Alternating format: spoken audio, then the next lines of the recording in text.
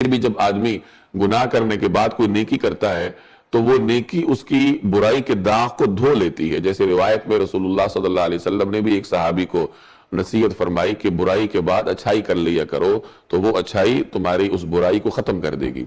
याद रखिए कि आप जो भी नेकी करते हैं उसके दो फायदे होते हैं।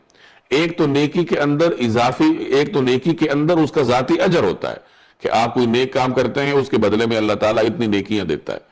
एक तो नेकी आपको अजर देती है जो उसका जाती अजर है, अल्लाह की बारगाह से मिलता है। दूसरे नंबर पर उस नेकी का इजाफी फायदा यह है कि वो आपके पिछले गुनाह को धो डालती है। जो पहले गुनाह सगीरा इंसान से होते हैं तो नेकियों की वजह से वो माफ होते रहे। वुजू करते हुए इंसान के गुनाह झड़ते हैं और मस्जिद की तरफ जाते हुए हर कदम पर अल्लाह की बारगाह से इंसान के जो गुनाह है वो झड़ते रहते हैं, नेकियां मिलती हैं। तो बहरहाल जब आदमी गुनाह करने के बाद कोई नेकी करता है तो अल्लाह तबारक व तआला उस नेकी की वजह से उसके गुनाह को धो डालता है।